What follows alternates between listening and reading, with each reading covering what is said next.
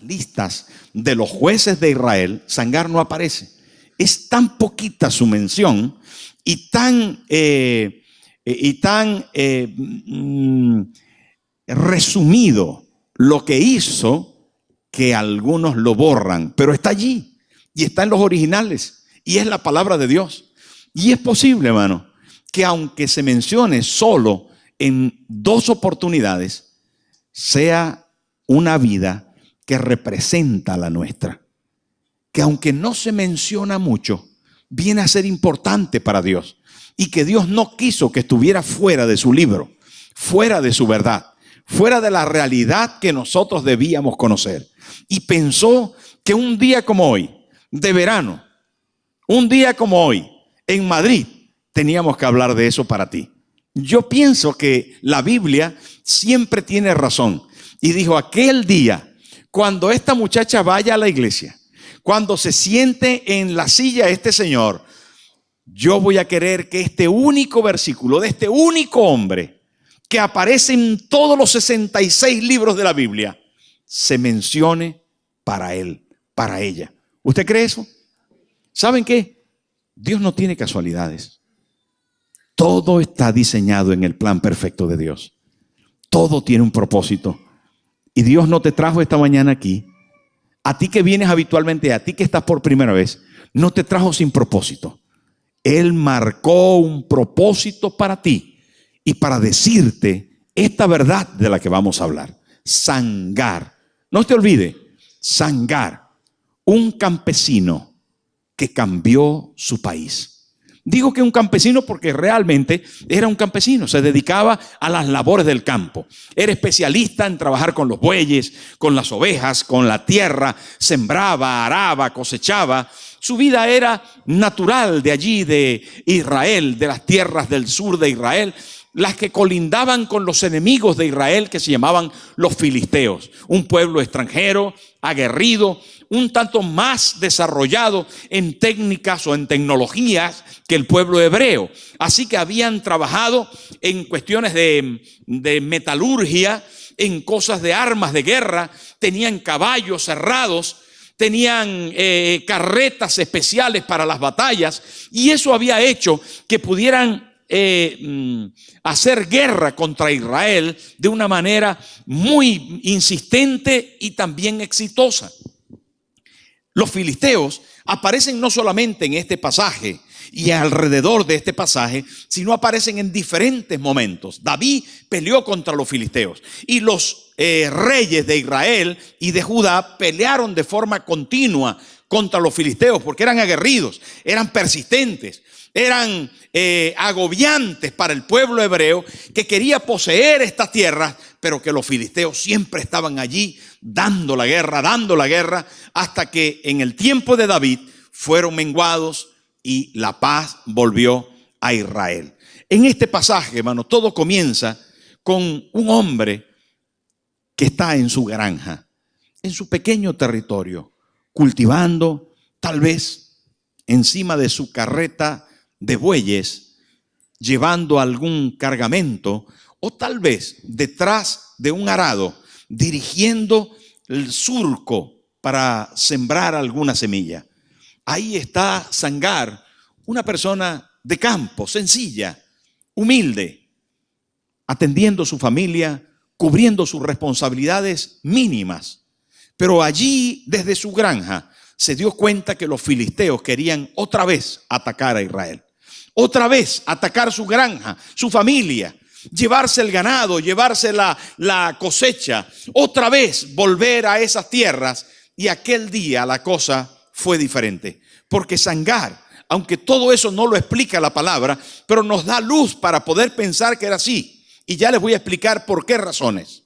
Porque desde luego los filisteos están en toda esa parte de la Biblia haciendo énfasis al respecto de someter, de sojuzgar, de derrotar o de quitar, robar a Israel todo lo que poseía. Cuando el versículo 6 del capítulo 5 aparece, dice: en los días de Sangar, hijo de Anat, en los días de Jael, quedaron abandonados los caminos, y los que andaban por las sendas se apartaban por senderos torcidos. Esto claramente nos da luz al pensamiento de que en el tiempo en que Sangar vivía, la gente dejaron los caminos oficiales por causa de los filisteos, por causa de las incursiones militares que iban por los caminos principales y despojaban a todos los que iban por allí. Y la gente de Israel, la gente de los hebreos, tuvieron que ir por otras sendas, por caminos más pequeños, por sendas más torcidas, cruzando las montañas para poder llegar a sus destinos, porque desde luego era peligroso andar por los caminos centrales, por los caminos más oficiales. Todo esto nos habla de problemas, de guerras, de ambientes difíciles en los que vivir. Pero allí estaba Sangar, aquel campesino dedicado a lo suyo, dedicado a su granja, a su familia, de una manera modesta, humilde y sencilla. Esto lo digo porque la palabra da luz al pensamiento cuando dice que Sangar era una persona que decidió cambiar la circunstancia. Lo primero que encontramos, hermano, es que este hombre decidió cambiar la circunstancia. ¿Y por qué? Porque dice allí en el versículo 31 del capítulo 3, después de él fue Sangar, hijo de Anab, el cual mató a 600 filisteos, a 600 de los filisteos. Este campesino de repente dijo: basta ya, no me voy a dejar robar más. Las circunstancias no van a poder conmigo. Esto no puede ser. Esto tiene que cambiar. Estoy convencido que antes de comenzar su campaña militar personal, tomó decisiones al respecto de lo que una y otra vez había pasado en Israel, porque ya vemos la situación, el ambiente en que se movía aquel tiempo. Y ¿saben qué, amigos? No sé qué profesión podamos estar ejerciendo en este momento, en qué circunstancia estemos, cuál sea nuestra posición actual, económica, social, familiar, política o lo que fuera. Llega un momento en que somos nosotros los responsables de que las circunstancias puedan con nosotros o nosotros dirijamos, moldeamos las circunstancias que nos rodean. Pero tiene que haber dentro de nosotros la capacidad de decir: basta ya, esto no va a seguir así, basta ya. Y esto me interesa mucho. Es importante que podamos comprender, hermano, que las circunstancias nos dominan siempre que nosotros queramos. El mal se apoderará de nuestra vida, de nuestra familia, de lo que nosotros poseemos, de lo que queremos, si nosotros queremos. Es importante comprender que la toma de la autoridad frente a las circunstancias es clave. ¿Hasta cuándo vas a vivir en esa circunstancia? ¿Hasta cuándo vas a dejar dominarte de esa situación? ¿Por qué tienes que mantenerte triste? ¿Por qué tienes que estar siempre derrotado? ¿Por qué siempre los filisteos te ganan? ¿Por qué? ¿Por qué siempre en pobreza? ¿Por qué siempre en enfermedad? ¿Por qué? No fuimos diseñados para el mal. No fuimos diseñados para que los enemigos entren en nuestra granja y se lleven todo lo que quieran. No. Pero ahí necesitamos un poco de coraje y decir a la circunstancia: no, basta ya. ¿Lo puede decir conmigo? A la circunstancia: basta ya. Esto es importante, hermano. Nuestra determinación de que las cosas cambien a mejor, de que nuestra vida vaya a mejor, nos enrumba hacia una actitud de guerra, no solamente de defensa, sino de ataque. Nuestra determinación es clave para comenzar. Hermano, y este señor campesino, Sangar, tomó la determinación de que las cosas cambiaran y se enfrentó a los filisteos. Él solo. Esto lo hizo grande. ¿Saben por qué aparece aquí entre los jueces, entre las personas más importantes y destacadas? ¿Saben por qué el capítulo 5 en el versículo 6 dice, en los días en que de Sangar? Eso quiere decir que hubieron tiempos que fueron marcados por un campesino. Dice Débora, que era una gran mujer, dice, en los tiempos de Sangar. Hermano, creó un hito, creó una historia. Sangar, el campesino, marcó un tiempo. Imagínese usted que cuando usted muera o cuando usted sea mayor, alguien diga por la calle, en los tiempos en que Verónica, en los tiempos en que Luis, en los tiempos en que Joaquín, ahí está, en los tiempos en que María, en esos tiempos. ¿Saben por qué? Porque nosotros, hermanos, a pesar de lo humilde que podamos ser, en nuestro trabajo, en nuestro quehacer, somos capaces de marcar los tiempos para nuestra familia, para nuestra ciudad, para nuestro país. Sangar era humilde, pero Débora habla de Sangar, en los tiempos de Sangar. Y usted con su determinación es capaz de cambiar su tiempo. ¿Por qué? Porque no se conforma, porque determina que las cosas no van a ser iguales, porque decide que los enemigos no van a seguir ganando espacio. Y aquel hombre, hermano, no solamente se convierte en importante haciéndose mención de él en los tiempos sino porque a pesar de ser un campesino, él decidió cambiar las cosas. Granjero, no se conformó. Desde el lugar donde estaba, no se cambió de país, no se cambió de barrio. No dice, ay, me voy porque mejor aquí. No, él dijo, aquí en mi granja no entran los filisteos. Aquí en mi casa. Y algunas personas piensan que en el lugar donde están no van a ser exitosos, que necesitan otro lugar y otro lugar y otro lugar. Mire, permítame decirle que eso, a la luz de la palabra de Dios, es una maldición que está sobre las personas. Los que se mueven y se mueven y se mueven y nunca están fijos, ¿saben qué? Es una maldición que heredó de Caín. ¿Sabe qué le dijo Dios a Caín por causa de la maldición de matar a su hermano? Errante y extranjero serás tú. Hermano, el ser inquieto para la movilización de dónde vives, el estar aquí un ratito, otro aquí, no es que aquí no me va bien, es que los españoles no son buenos, no es que los franceses no, es que los holandeses no es que no sé qué, no es que este barrio no es que este trabajo. No, hermano, eres tú. Porque Dios es capaz de prosperarte en el desierto. ¿No dice la Biblia, no abriré yo camino en el desierto y sendas en la soledad? Hermano, Dios es capaz de hacerte prosperar en cualquier parte del mundo y en cualquier circunstancia, pero eres tú. Y tienes que tomar la determinación de que no va a poder contigo la circunstancia. No, eso es una maldición que hay que arrojar de nuestra vida. En el lugar donde Sangar estaba, allí tomó la decisión de pelear contra los enemigos. Qué tremendo esto, hermano. La Biblia no habla de que se movió, no. Y hay una segunda cosa importante, además de su determinación desde el lugar donde estaba, hay algo interesantísimo que aparece en el versículo. Dice, mató a 600, ¿saben con qué? Con una aguijada de bueyes.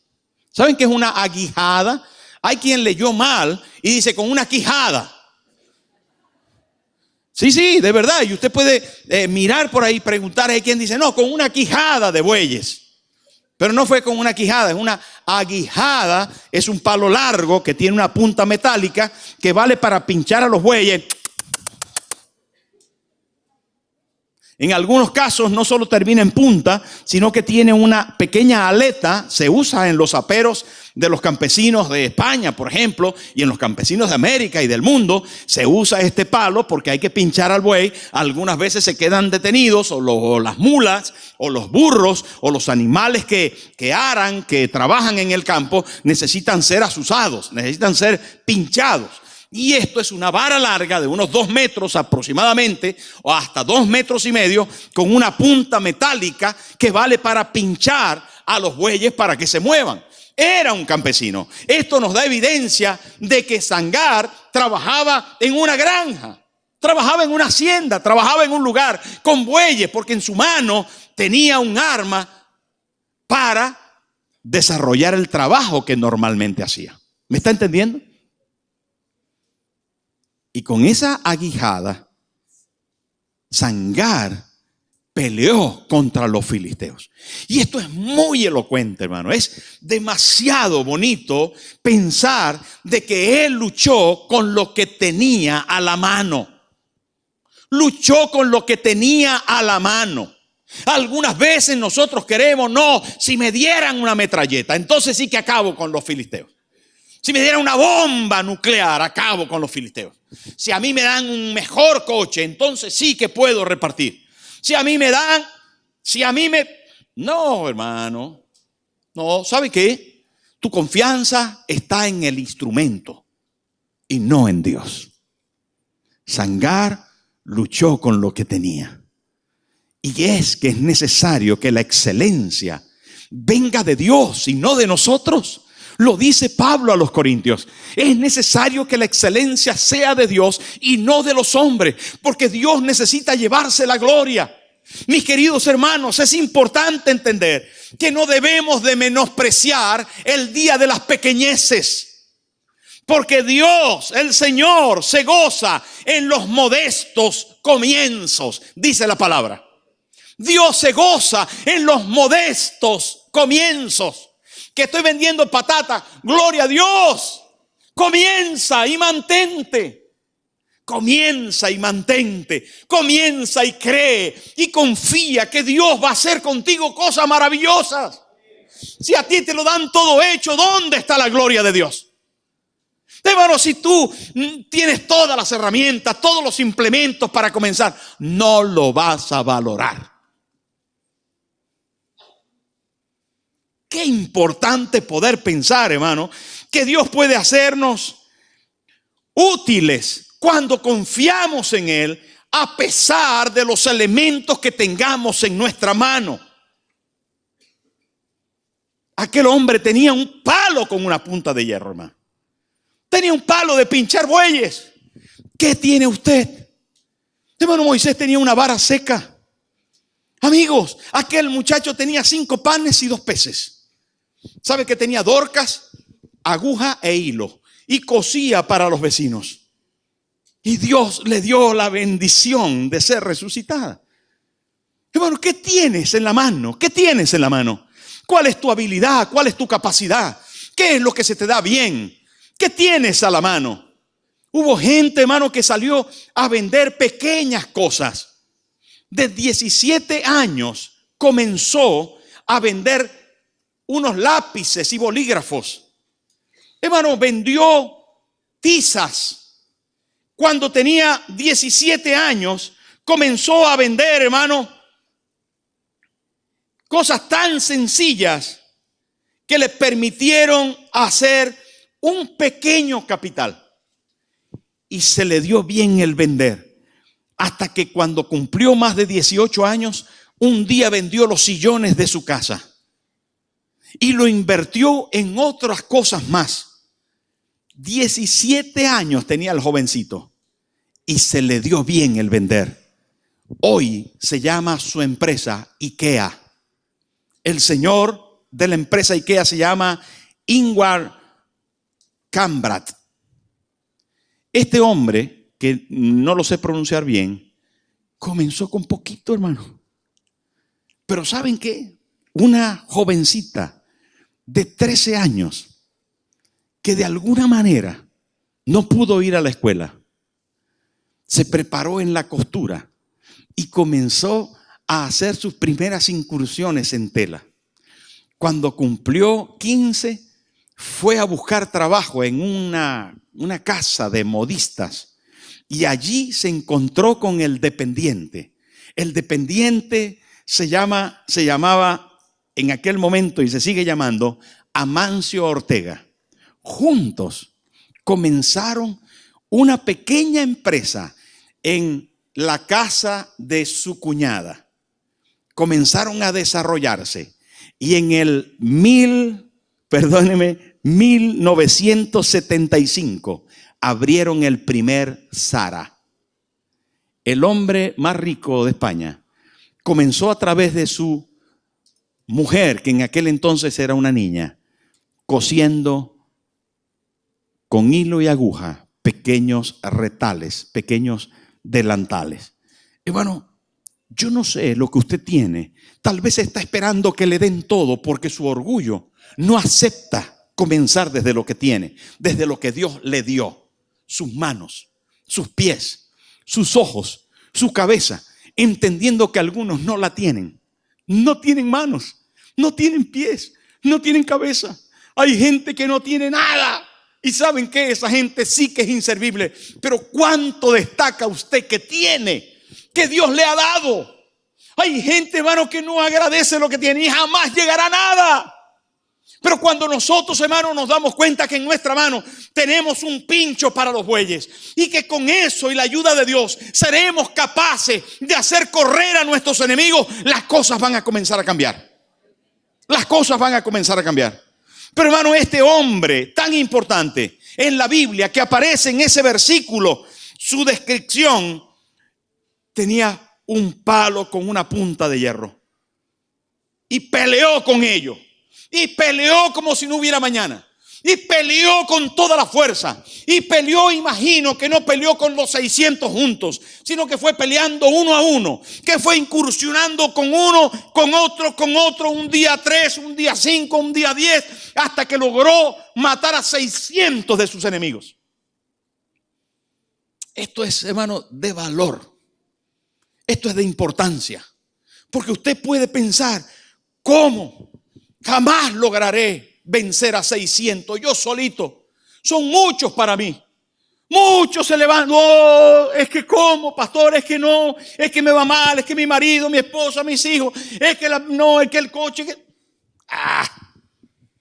Excusas, hermano. Las excusas. La excusa es el argumento de los cobardes. La excusa, hermano, nos mata. No importa qué tan mal estén las cosas. No importa quiénes somos y qué título nos hayan dado. A lo mejor el sirviente, el extranjero, el nuevo, el viejo, el jovencito, el de mediana edad, el feo o el bonito, el gordo o el flaquito. ¿Qué más da el título que nos hayan dado? El campesino, en este caso de Sangar. No importa las armas que tengamos. Si tenemos un pincho de bueyes, o si tenemos unas gafas, o si tenemos una pequeña cuchilla, o si no lo sé con qué te vas a defender, pero algo te ha dado Dios. Algo te ha dado Dios, hermano. Y no tienes que avergonzarte de eso. Hay gente que viene de familias humildes, de casas pequeñas, hermano, de lugares insignificantes, de verdadera pobreza, miseria, agonía, de familias separadas, de hermanos peleados, de familias quebradas por las circunstancias de la vida, y te sientes a menos, y te sientes, hermano, extranjero, sin papeles, no puedo, ay. Como mantengas esa actitud, entonces te perderás. Pero como hoy levantes la cabeza y digas, si Sangar, este campesino, pudo, Dios me está hablando que yo puedo. Yo puedo en Dios. Yo puedo en Dios.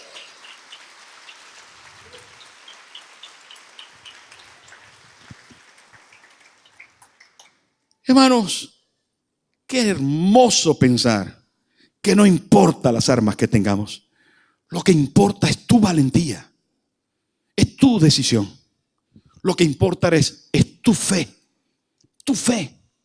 ¿Qué hay por delante? ¿En qué estás confiando? ¿En qué estás creyendo? ¿En quién estás creyendo? ¿Cómo será tu mañana? ¿Qué estás confesando? ¿Qué es la actitud que estás poniendo frente a la dificultad? ¿Cuál es tu pecho frente al problema? ¿Cómo te manejas? Hermano, yo tengo compañeros del ministerio, algunos muy exitosos, con iglesias hermosas que Dios les ha bendecido, y otros jamás creyeron. Jamás, hermano. Siempre dijeron, no, es que esta ciudad es dura. Es que aquí en España esto es cementerio de misioneros. Es que aquí no, es que Europa, no, es que América, esto, todo, hay muchas iglesias.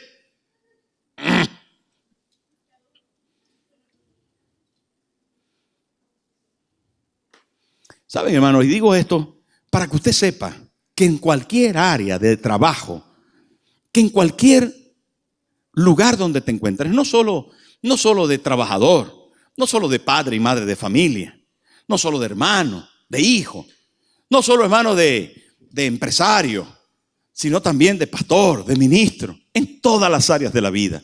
Necesitamos creer que Dios nos puede llevar a otros niveles. Confiar que Dios lo puede hacer y Él lo hará.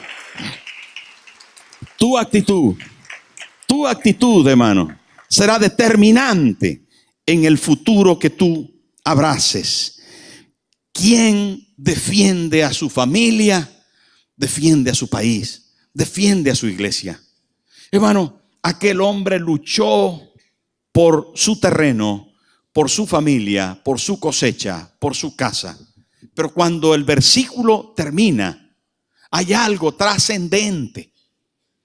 Porque de las pequeñas cosas nacen las grandes. De las pequeñas semillas se convierten en grandes árboles que a su vez hacen grandes bosques. No menosprecie el día de las cosas pequeñas. No menosprecie los comienzos. Hermano, no menoscabe el que está luchando y lleva 2 o 3 o 5 o 10 años luchando con lo mismo. Hay quien, hermano, fue golpeado fuertemente los primeros 10 años y después despertó el gigante, porque todo aquello le sirvió de enseñanza, de escuela, para poder moldear su carácter. Usted, es posible que hoy pueda ver algunos éxitos de nuestros ministerios y como algunos otros ministros, hermano, que les ven, no, el pastor no sé qué, el pastor no sé cuánto. Pero cuando usted retrocede en el tiempo, y ve al pequeño hombre que está comenzando, al muchacho que está arando para sembrar las primeras semillas, dice, ¿es verdad? Se me ocurre pensar, hermano, en los momentos en que en Ronda, Málaga, en el sur de España, fui a una hacienda, a una siembra de olivos, a recoger aceitunas para completar el pago de mi casa. A recoger aceitunas, hermano, del suelo. Porque a eso me dijeron, se podía ramear también. En algún momento lo hicimos. Pero la primera vez que fui a recoger aceitunas, las que caían en el suelo, que había que sacarlas del barro. Y hermano, y algunas personas ven esto como ofensivo, como algo, uy, ¿cómo va a ser posible? Y a ti te toca barrer, y a ti te toca limpiar la casa de otro, y a ti te toca lavar el coche. No me digas, tú que, hermano, no hay trabajo que no sea honrado, que no sea honesto, que no sea respetable. El tema es, ¿dónde piensas que va a terminar tu vida? ¿Dónde piensas que será mañana? ¿Estarás mañana trabajando? ¿Dónde crees, hermano, que va a terminar tu familia? ¿En qué lugar? ¿A qué lugar estás apuntando? Y esto sí que es importante. No hoy, mañana, ¿qué va a ser de ti? Sangar lo tenía claro. ¿Y saben cómo termina el versículo? Es espectacular, porque él defendió a su familia. Pero dice, después de él fue Sangar, hijo de Anab, el cual mató a 600 hombres de los filisteos con una guijada de bueyes. Y él también, diga conmigo, él también salvó a Israel. Esto es clave, hermano. Salvó a Israel. No salvó solo su familia, no salvó sus bueyes, no salvó su tierra, no salvó su siembra, no salvó su cosecha. No, él también salvó a Israel. Hermano, los que salvan países, los campesinos que salvan países son aquellos que procuran dar un paso a la vez. Lograr grandes cosas, pero paso a paso. Paso a paso. Estoy convencido, queridos hermanos, que dentro de la iglesia, en el día de hoy, se encuentran grandes hombres y mujeres que mañana tendrán éxitos aplastantes, desbordantes, extraordinarios, que nos asombrarán, nos sorprenderán con lo que Dios va a hacer con ellos. Porque esta palabra es para ti. Esta palabra es para ti. Tu futuro es glorioso. Porque está en la mano del Señor. Está en la mano del Señor. Aquel hombre tenía fe. Aquel hombre creyó. Aquel hombre, hermano, confió que Dios le iba a ayudar y que las circunstancias no le iban a poder. Por eso aparece aquí. Porque en la Biblia aparece gente de fe. Gente que confió, que a pesar de sus propios recursos, decidieron ponerse en la mano de Dios. Ponerse en la mano de Dios. Hermano, en el Calvario, nuestro Cristo se entregó sabiendo que muchos íbamos a confiar en Él, que muchos íbamos a cambiar y a depender de Él, que muchos íbamos a entregar nuestro corazón y a decirle: Señor, yo sé que contigo no solo voy a ser perdonado, sino bendecido, cambiado. Si tú vas a estar conmigo, mi vida va a ser diferente. Y hermano, hoy es un buen día de entender y de comenzar y de decir: Señor, yo quiero darte mi vida. Yo quiero darte mi vida. Yo quiero, Señor, comenzar con lo que me has puesto en mi mano. No importa mi edad, no importa mi circunstancia, no importa lo humilde que sea mi comienzo. Yo sé que contigo mañana será diferente. Hermano, va a llegar el día, y quiera Dios que sea así, y lucha porque sea así, que se diga: y esta María, esta Julia, esta Antonia, este Luis, este Paco, este Mauricio, este Darío, este Tomás, este también liberó a Israel.